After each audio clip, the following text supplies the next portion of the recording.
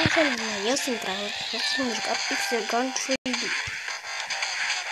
Este un joc foarte minunat pentru cei care aveți de mare.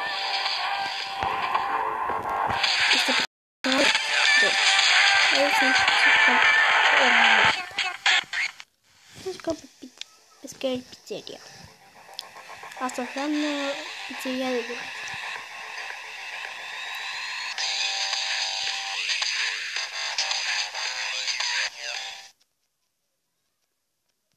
Jocul este pixelat. De aceea se numește Pixel Gun 3D. Hai să intrăm și noi la Blue, la cei albaștri. Să jucăm. Hai de dată. Ok, am început. Uitați, mi-am dat... Oh, fuck. Uitați, mi-am dat un pistol. Foarte pozitor. Uite. Mamă, cum să fac? Hai. Ce? Oh, nu știu să-mi... Oh, gata, mi-am dat. Oh, i-am dat la viitor. Aici. Bine, am schimbat de bun atras alții. Nu fost să intre pe ușă.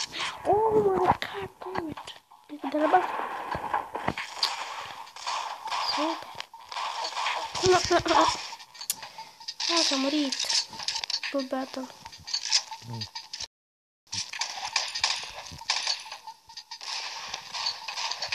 Hai, de aparent a murit.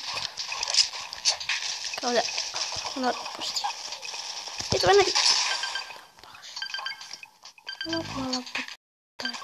Bine, mai am la viață foarte... două minte la viață ce fi. Trebuie ventilație. Vent. Atunci și-o faci ventilație 3, nu? Haideți să intrăm prin ventilație.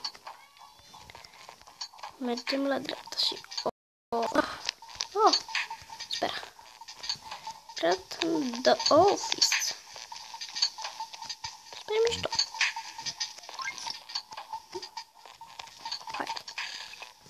Hai. What? Oh, bitch. Hai, lunetă. Nu știu. Foxy. Hey, Foxy. Ah, no, Foxy, no, Foxy. Ok. Deci am apă.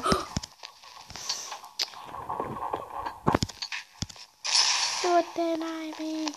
Pe tine. Eu sunt moarte ta. Eu sunt cineva. Mamă, am tras în perete. Ești nebun.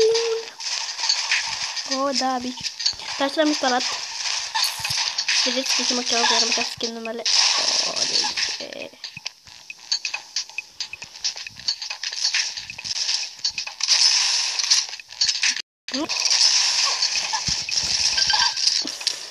Cărcam.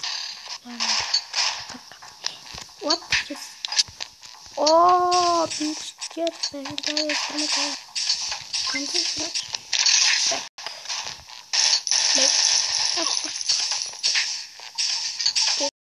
Rampage. Super. Oh.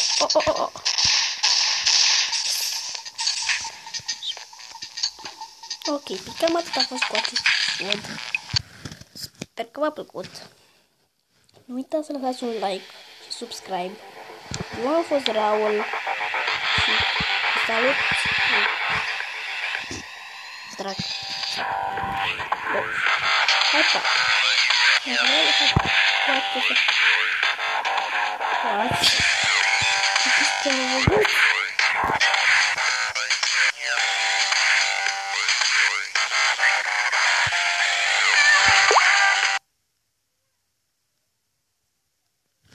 Cum a fost cu acest?